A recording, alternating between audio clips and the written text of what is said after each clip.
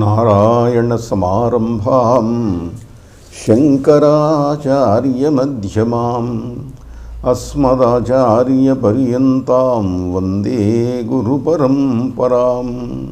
పసుపు నిగులుదేరు పాపసన్నిధమొప్ప ప్రమదాధిపతి ఇంటి పట్టెరింగే శచికీత కలుగర్రపుచు చదలేట సురరాజు జల్లకేళి సవరించు చెలివెరింగే అదనుతో చేపి చన్నవిసి ఓషధుల మన్మొదవు కొండల నెగల్ల పిదుకనిదిగే వేల్పుటింతులలోన విర్రవీగుచుమేనా నవరత్న రచనల రవణ వెరిగే.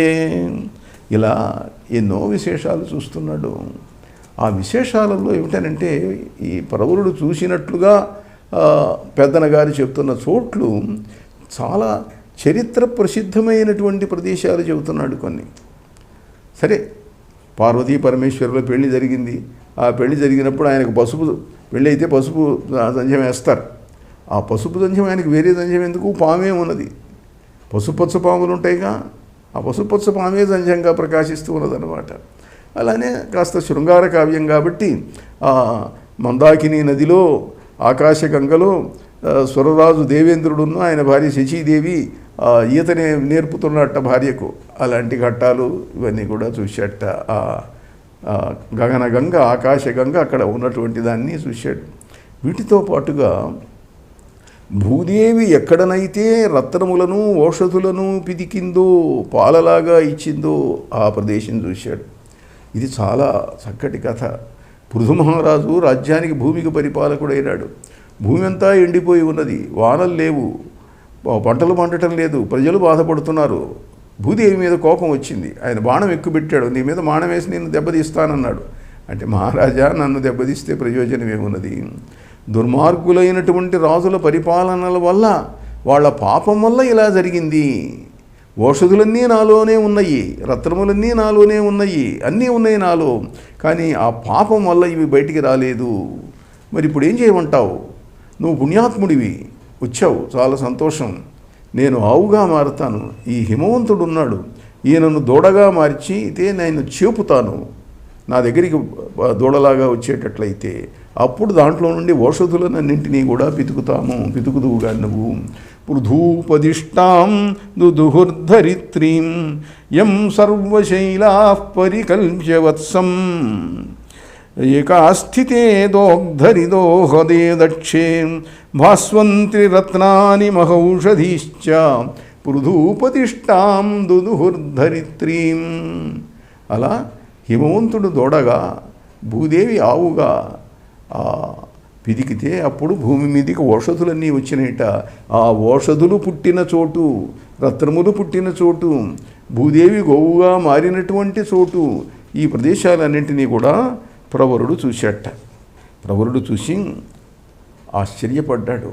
తల్లమే బ్రహ్మకునైన ఇన్నగ మహత్వం వెన్న నేనీయడంగల చోద్యంబులు రేపు కన్గొనియదంగాకేమి నేడేగెదన్ నళినీ బాంధవ భాను తప్త రవికాంతశ్యంది నీహార కందళ చూత్కార పరంపరల్ పయిన్ మధ్యాహ్నమున్ తెల్పెడిన్.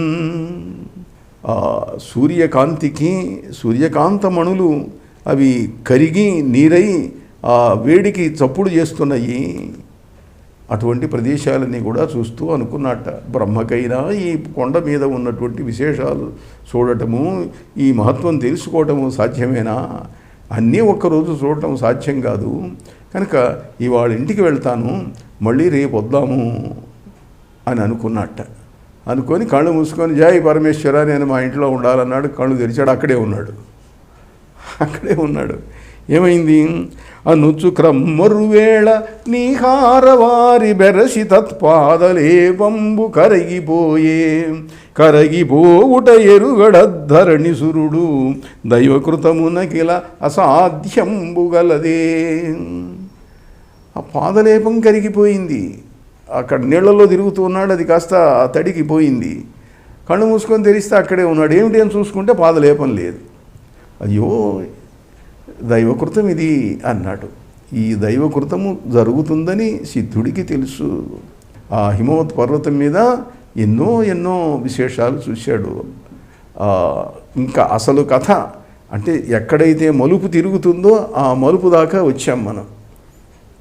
సిద్ధుడు యొక్క సంకల్పం, దేవతల యొక్క సంకల్పం. ఇది ఒక కొత్త దృశ్యంలోకి మనం ప్రవేశించబోతూ ఉన్నాము. సిద్ధుడు, ఆయనకు హిమాలయాల్లో ఉండే అన్ని ప్రదేశాలు తెలుసు. సిద్ధులు ఎక్కడుంటారు? ఆయన ఆశ్రమంలో ఉంటాడు, సంచారం చేస్తుంటారు. ఆయన ఉండే ఆశ్రమాన్ని ఏమంటారు? సిద్ధాశ్రమం ఉంటారు. సిద్ధుడున్న ఆశ్రమం సిద్ధాశ్రమం. కానీ హిమాలయాలలో సిద్ధాశ్రమం అని ప్రత్యేకంగా ఉన్నది. దాంట్లో కొన్ని ప్రదేశాలు ప్రవరుడు చూశాడు. సిద్ధుడు తాను చూసినవి చెప్పాడు. తాను కైలాస పర్వతం చూశాను, మానస సరస్సు చూశాను అని చెప్పాడు. ఈయన కూడా గౌరీదేవి తపస్సు చేసిన చోటు ఇవన్నీ కూడా చూశాడు. అక్కడ ఒక రహస్యమైన ప్రదేశంలో సిద్ధాశ్రమం ఉన్నది. అత్యంత గుహ్యమైనటువంటి ప్రదేశం. అక్కడ ఇప్పటికీ కూడా కొన్ని వందల వేల సంవత్సరాల భౌతిక శరీరాలతో ఉన్నటువంటి వాళ్ళు ఇప్పటికి కూడా ఉన్నారు. అంటే వాళ్ళందరికీ కనపడరు. కొంతమంది చూడగలవాళ్ళు, అదృష్టవంతులైన వాళ్ళు, వాళ్ళ చేత ఎంపిక చేయబడ్డ వాళ్ళు, ఇలాంటి వాళ్ళు మాత్రమే అక్కడి ప్రదేశాలు చూడగలరు. ఇటీవల కూడా అక్కడికి వెళ్ళి చూసినటువంటి వాళ్ళు కొంతమంది లేకపోలేదు. నారాయణ దత్త శ్రీమాలి గొప్ప మంత్రవేత్త, మొన్నటిదాకా ఉన్నాడు ఆయన అక్కడ సన్యాస దీక్ష తీసుకొని సిద్ధాశ్రమంలో కొంతకాలం ఉన్నటువంటి వ్యక్తి ఆయన అక్కడ విశేషాలు చాలా చూశాడు. ఆయన కొంతమందిని తీసుకెళ్ళి చూపించాడు కూడా. ఇదిగో ఈయన వయస్సు 2000, ఈయన వయస్సు ఇంత, ఈయన వయస్సు ఇంత అని ఇట్లా కొంతమందిని చూపించాడు. అలానే స్వామి విశుద్ధానంద అని ఉన్నాడు, 20వ శతాబ్దంలో ఉన్నటువంటి వ్యక్తి. ఆయన కూడా అక్కడ కొన్ని ప్రదేశాలకు వెళ్ళి అక్కడ మహాతప అనేటువంటి యోగి దగ్గర శుశ్రూష చేసి కొన్ని సిద్ధశక్తులు సంపాదించాడు. ఆ మహాతప వయస్సు 3000 సంవత్సరాలట. వాళ్ళ గురువు గారిని గురించి చెప్తాడు.